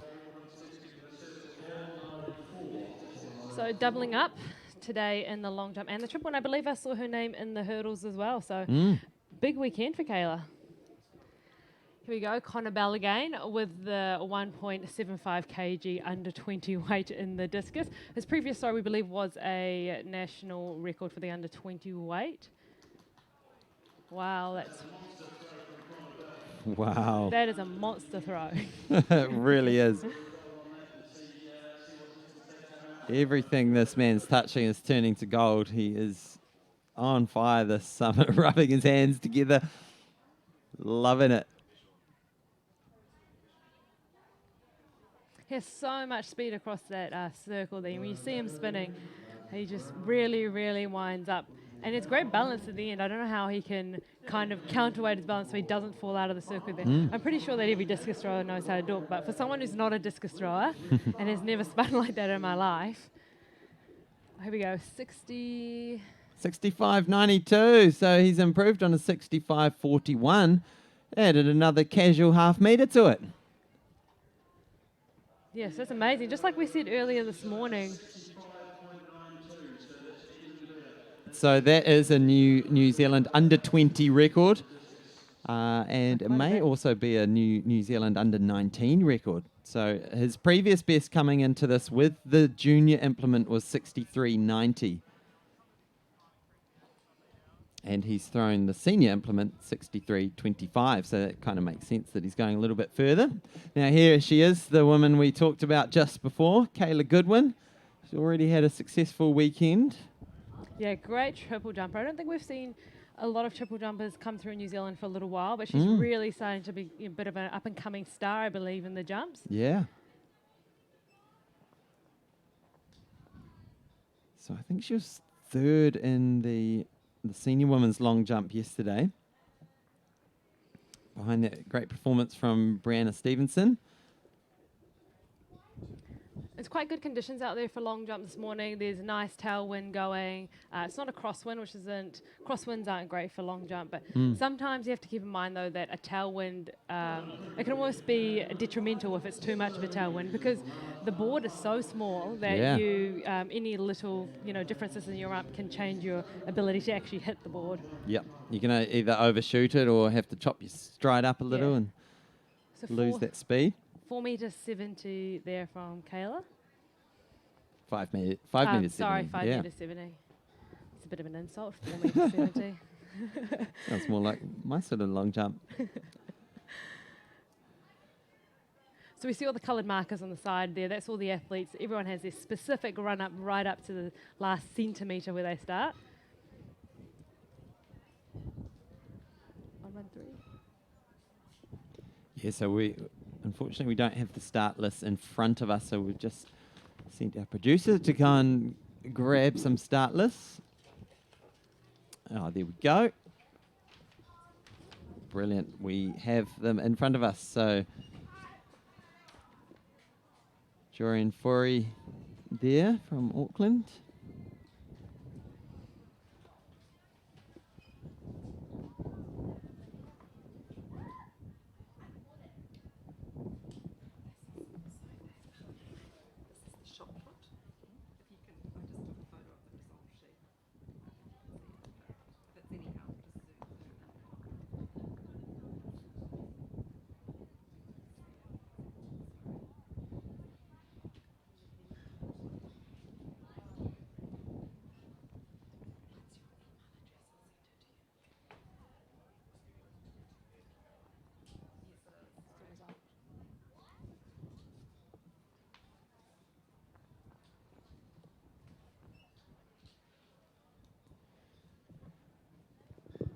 All right, so welcome, ladies and gentlemen. If you've just tuned in to the Ginny and Holmes 2020 New Zealand Track and Field Champs here at Ngāpunawai, my name is Hayden Sherman.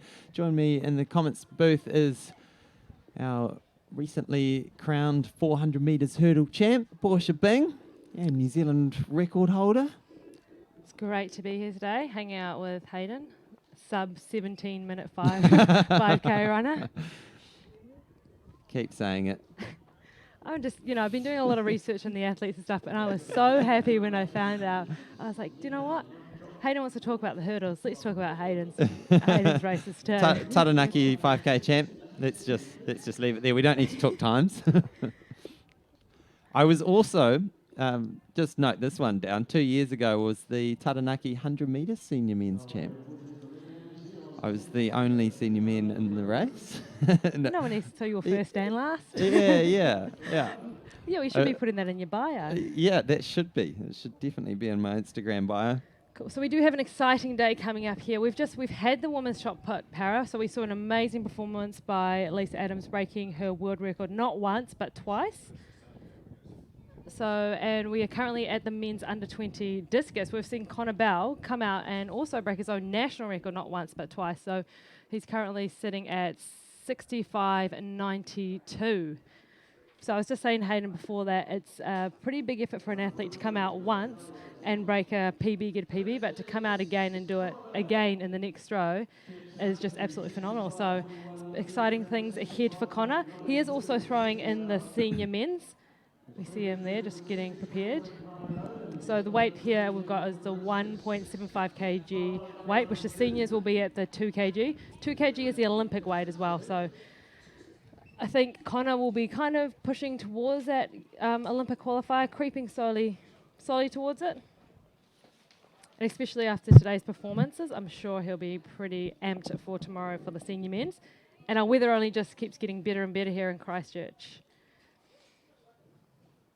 Here he goes, Connor Bell. That great technique, just his ability to control that spin.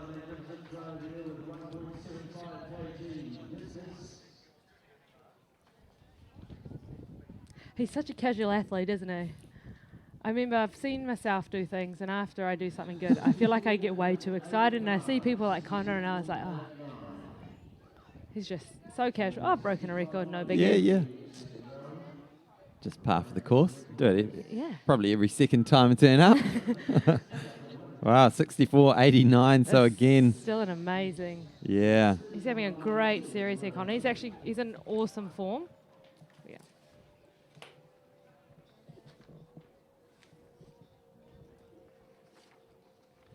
And we can see the conditions today. We can see a little bit of wind there in the background, but honestly, after running yesterday, I don't feel like the conditions are half as bad as they are yesterday. A little bit of wind, but nothing too extreme. You got a bit of a rough deal there with the 400 hurdles, having to battle that wind. And now, you said you really felt it when you came into that last bend. Yeah, there was a bit of a crosswind yesterday, so I wouldn't say I'm an expert in 4 hurdles. I've only been doing it for a couple of years, but I've never run into a crosswind before where when you're actually hurdling in the air, you're kind of getting pushed out of your lane. So I kind of struggled with the crosswind yesterday. I was expecting a headwind on the home straight, but ended up with crosswind. So, live and learn a little bit. So Lewis Northcote out of Wellington.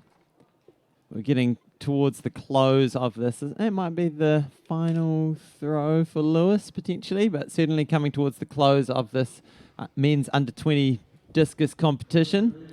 These boys have enjoyed some good sunshine. Things are warming up here. That wind is dying down. I mean, yesterday we saw marquees blowing across the track. We're definitely not seeing that today, so conditions a lot better. Feeling a lot more like summer athletics. Yeah, definitely. And I think the pole vault senior men are coming up a bit later on. They'll be excited about the winds dying off, the sun coming out. So compared to what our pole vault girls had to deal with yesterday, hoping we'll see a bit of excitement from the men's pole vault coming up a bit later on.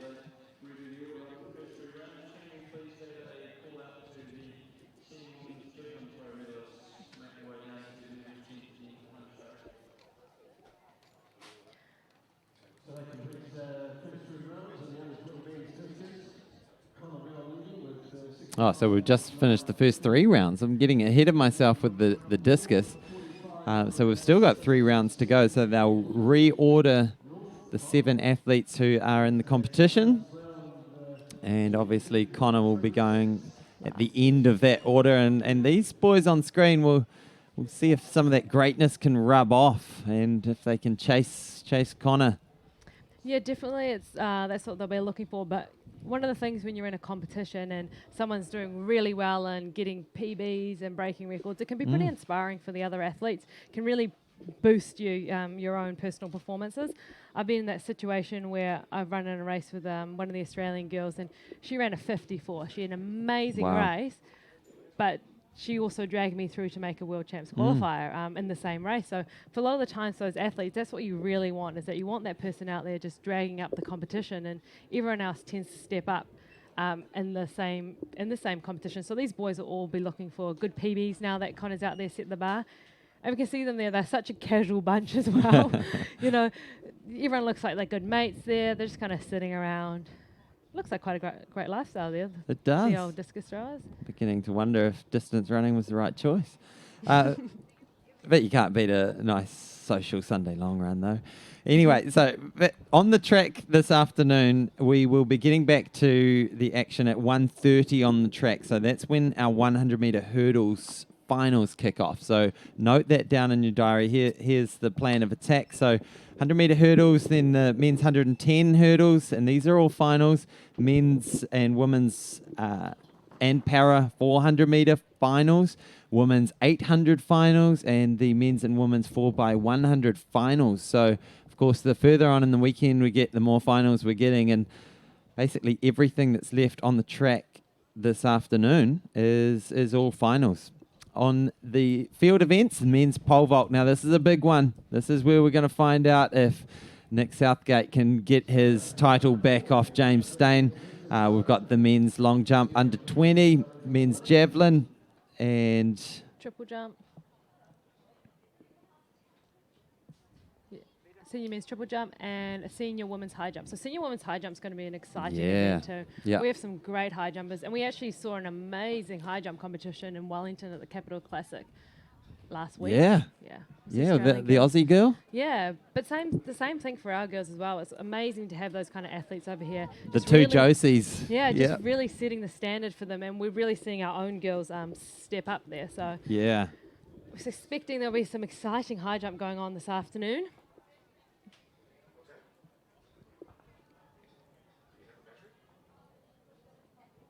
Yeah, Eleanor Patterson in Australia, from Australia at the Capital Classic last weekend, 199.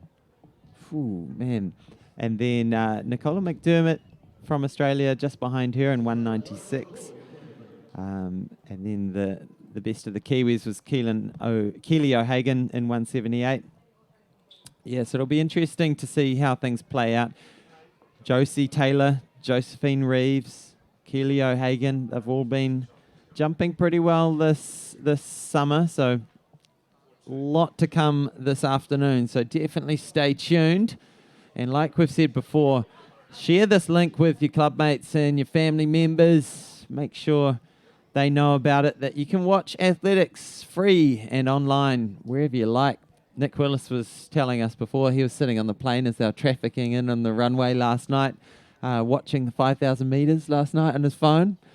Yeah, definitely. It's tuning in. It was really nice last night to see it on Sky Sport 9. Yeah. Sat down, did a little bit of research on some athletes, seeing what was coming up today. Had the athletics going in the background. It was great. What a night. Dream. What a night. We're at the under 20 men's discus at the moment. So the discus weight is 1.75. We are going to keep repeating that because we did make that mistake several times about 10 minutes ago, saying that it may have been the Olympic weight. Yeah. We do apologise for that. We are novices at discus. Have you ever thrown discus? Not since high school, no. Yeah, definitely us distance runners tend to stay away from those heavy things. The last discus I threw was 500 grams. I'm not sure. So I'm not sure if that's an age group thing or. Yeah, that sounds maybe like a primary school thing. I don't know. Sure it wasn't a frisbee? Okay, so Lewis Northcote back in the circle. So we're into the final 3 rounds. So Connor Bell's been having a great series here. We've seen him break his own national record twice. The series has been 65.41, 65.92, and 64.89. So Connor's really in great form. He is going to be throwing the senior men's 2 kg discus tomorrow as well. So this will be a bit of a warm-up for him. Absolutely. What a great warm-up. Wish I could run a PB in a warm-up. So 41.26 there for Lewis. I think the amazing thing for some of these athletes that we're seeing today, we just saw it with Lisa Adams as well as Connor Bell here, just getting PB after PB. It's so hard for an athlete, well, coming from my perspective, it's so hard to get out there, do a PB, refocus, and back it up. And what we're seeing is that they're just getting out there and they're backing it up time and time again, which is a hard thing to do because often there is athletes who can get out there, get their PB, and then almost never really get back to that point or that's the competition for them. So Absolutely. And speaking of PBs, this could be close because Liam Chock Wolf has a best of 44.46 coming into the competition, and that looked out in the mid 40s. You can stay stuck around to get that measurement. Oh, it is a PB, 45 something. We'll try and get a reading on that if we can. 45.98. Wow, that's a big PB. Huge. it's amazing PB. Like we said, I think we're really starting to see the field pick up with Connor getting out there, getting the PBs. The rest of the field is really starting to jump on that bandwagon to be really lifted by Connor's performances here. Here he goes. So much speed in that circle. Look at it flying out there. Can he extend his New Zealand junior record that he's just put on another metre or so? well, another 2 metres. 2 metres 02. He's extended his New Zealand under 20 record.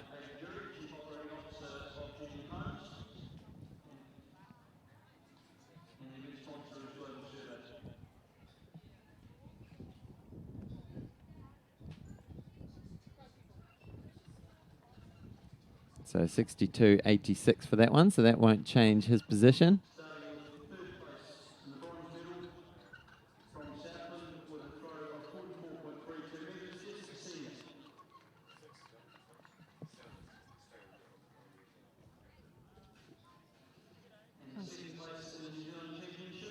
And here we have the senior women's javelin medalist.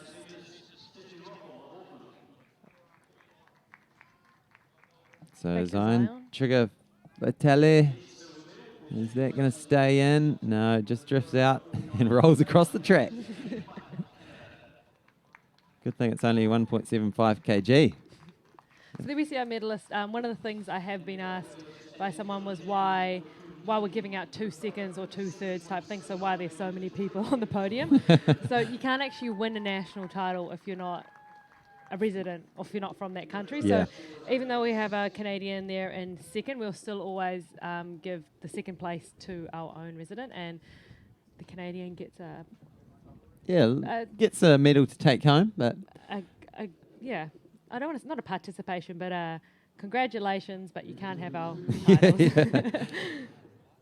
And it does introduce an interesting factor. I heard a few years back over, or maybe it was last year at the Aussie Champs, there was only 2 women in their 100 metre final. So it was just stacked with, I think, 2 or 3 Kiwis and maybe a Pacific Islander. And so, yeah, there are sort of interesting nuances that happen when you do have these international athletes. It's great to have them here. But of course, if there's too many, it does raise those questions of if there's Kiwis missing out on a place in the final. Yeah, so I do believe that happened last year in the Australian 100 metres. Yeah. So there were too many Kiwis. So what happened is that even though someone had qualified as the next fastest was Kiwi, she couldn't actually run. They put in the Australian. Okay.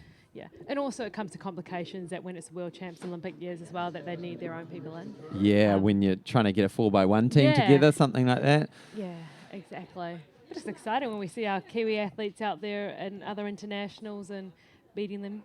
Totally. You know, having a New Zealand field in the Australian final, that's great. You must have been fizzing to hear that news that the 4x1 girls got the win and the new national record earlier in the year. Yeah, the thing that excited me about that is that when you get invited sometimes in relay things, you know, the Australians or other countries will sometimes invite you over just to do a race because they need someone to race against. Yeah. So when you get in there and you actually take it out, to their surprise, it's always great. That is cool.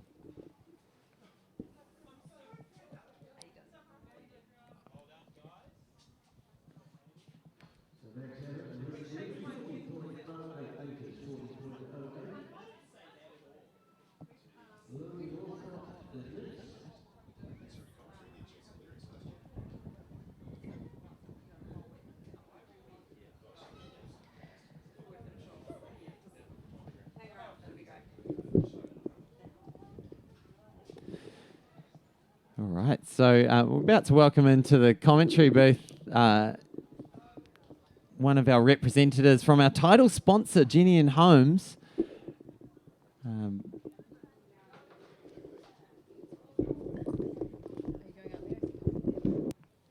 So great to have a great bunch of sponsors here, and so really excited to invite the COO, am I right in saying that?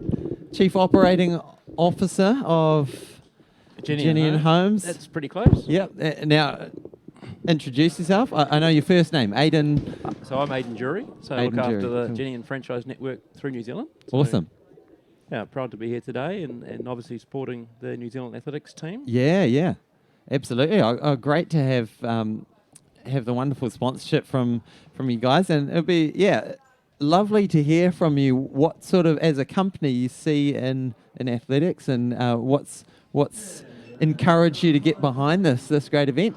Well, look, I think that we all like to be associated with successful people. Yeah. And when you look around the last few days, and certainly today and tomorrow, there's just so much talent here. I don't know about you, but it makes me feel old looking at all the achievements and the records that have been broken. So What makes you feel old is when you look at their birth years and you say, okay, they were born this century and they're performing as well as they are. So this man on screen, Connor Bell, he has just broken his own New Zealand junior record, and that looks like another great throw. It's pretty amazing, isn't it?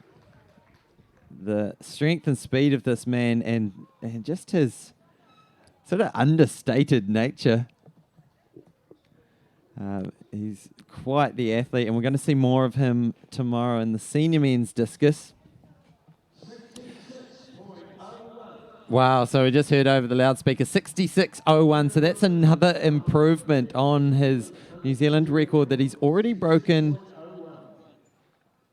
3 times this morning. So he's gone clear of it 4 times. Phenomenal.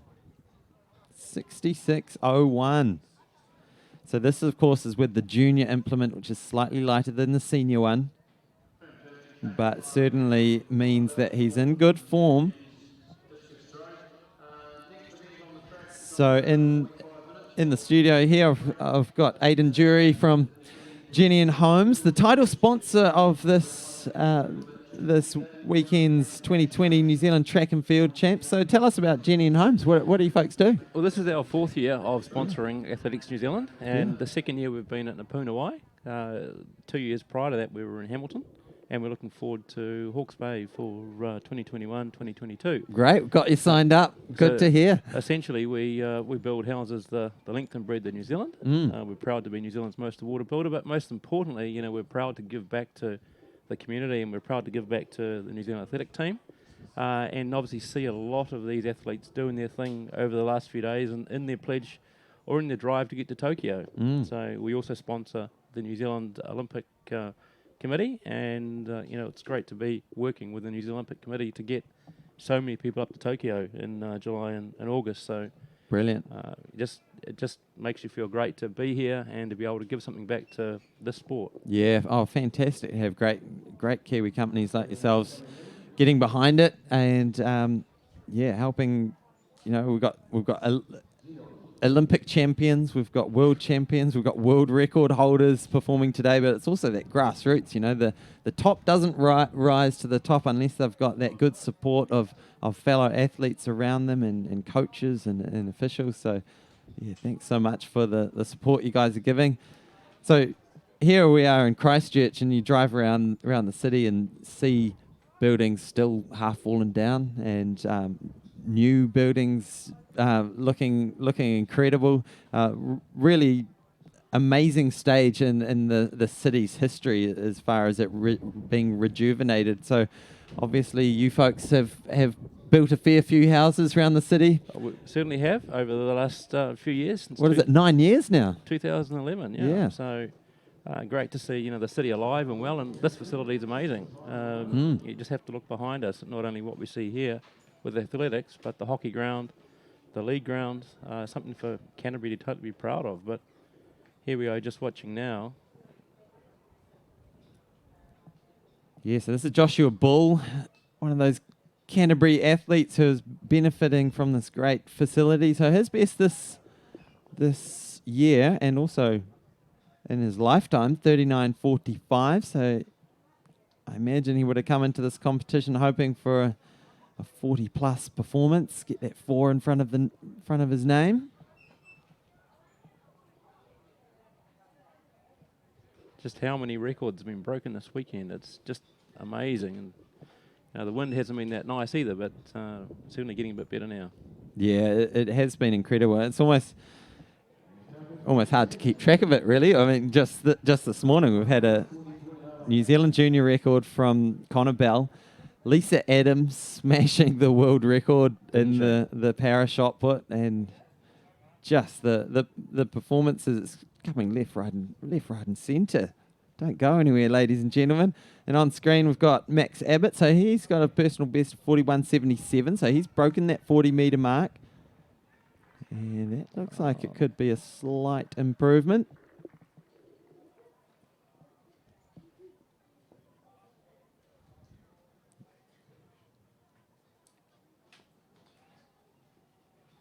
Gets the fist bump from Connor Bell. It's always a good sign. Yeah. Oh, nice. So 44.14. Now that could well put him into a medal position. We know that Liam Chalkwolf has a 45.98.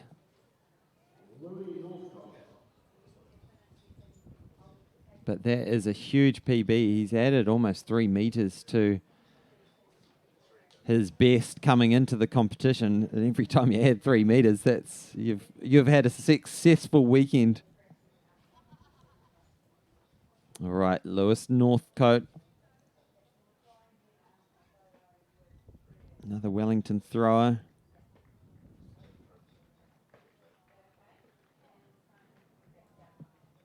So the best I've got on my sheet is 41.26, but I've missed at least 4 of his throws, so I'm not sure exactly where he's sitting in the standings. But Liam Chalkwolf, he's got a 45.98 best in this competition. So we believe he's sitting in second place, but we stand to be corrected. Here he goes. So much power in the circle, but he's fouling that one out.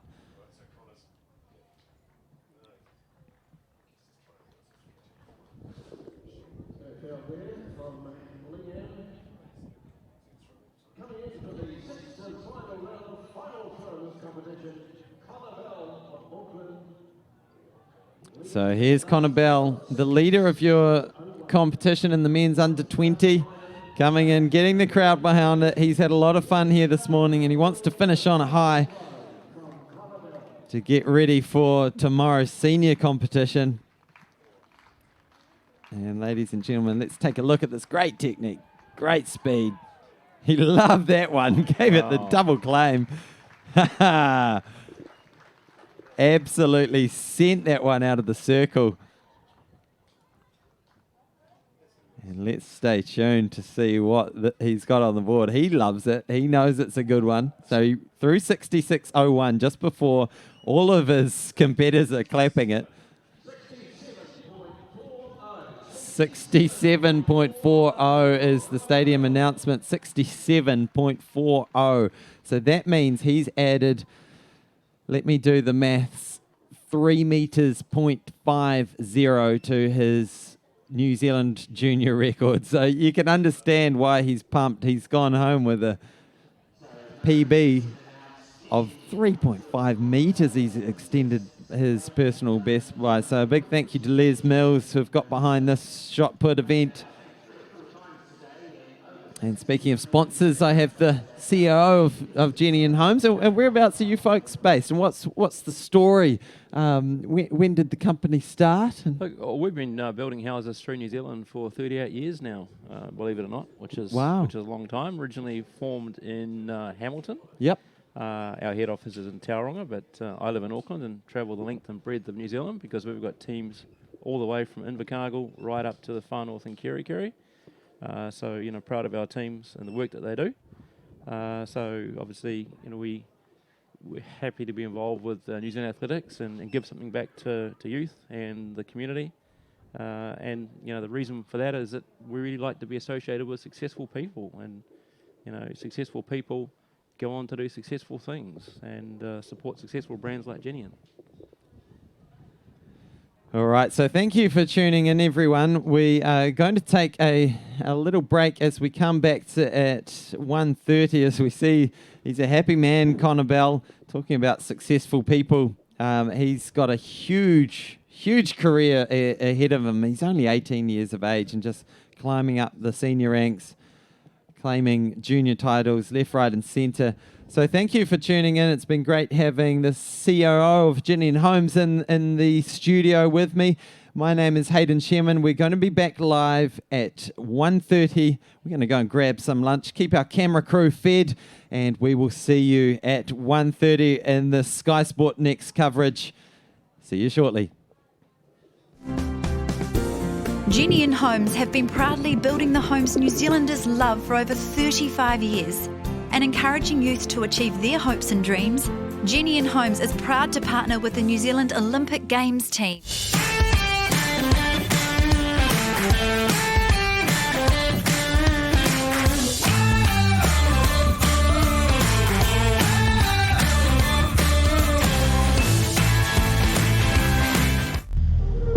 You are the finish line. This is your game, your life. You don't run from anything or anyone except yourself. When you fight only shadows. You decide when to start and stop. So rise to the crowd. Train, sweat, commit. Greatness only happens when you silence the demons, the doubters. This is where your mind lives. This is your body. Nobody owns this body except you.